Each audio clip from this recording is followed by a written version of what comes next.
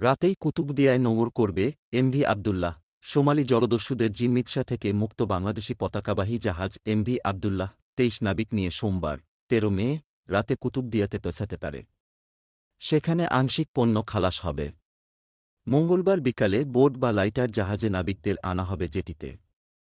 রোববার ১২ মে জাহাজটির মালিকানাধীন প্রতিষ্ঠান এসআর শিপিং লিমিটেডের প্রধান নির্বাহী কর্মকর্তা সিইও মেহেরুল করিম এ তথ্য জানান। তিনি জানান, রোববার বিকেল ৩টা ৫০ মিনিটে জাহাজটি কুতুবদিয়া থেকে প্রায় ৩৫০ নটিক্যাল মাইল দূরে ছিল।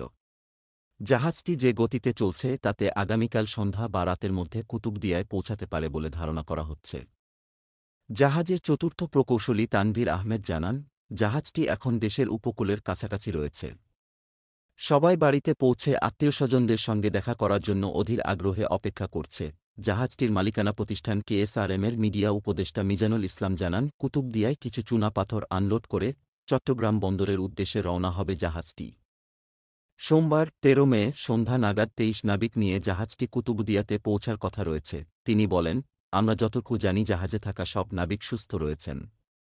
তারা কুতুবদিয়াতে পৌঁছানোর পর পরবর্তী কার্যক্রম সম্পর্কে আমরা বলতে পারব। সংযুক্ত আরব আমিরাত থেকে এমভি আবদুল্লাহ আমদানি করা ৫৬,০০০ টন চুনাপাথর নিয়ে এসেছে।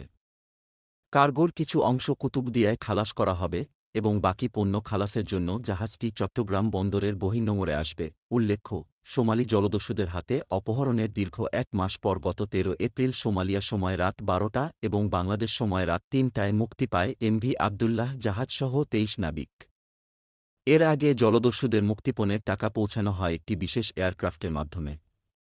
এই এয়ারক্রাফট থেকে দস্যুদের নির্ধারিত স্থানে ৩টি ব্যাগভর্তি ডলার পৌঁছানো হয়। মুক্তির পর জাহাজটি দুবাইয়ের উদ্দেশ্যে রওনা দেয়। ২১ এপ্রিল বিকেল ৪:৩০ নাগাদ সংযুক্ত আরব আমিরাতের দুবাই আল হারমিয়া বন্দরের বহির্নোঙরে পৌঁছে জাহাজটি। Golam Mostafa, desk report, B E news.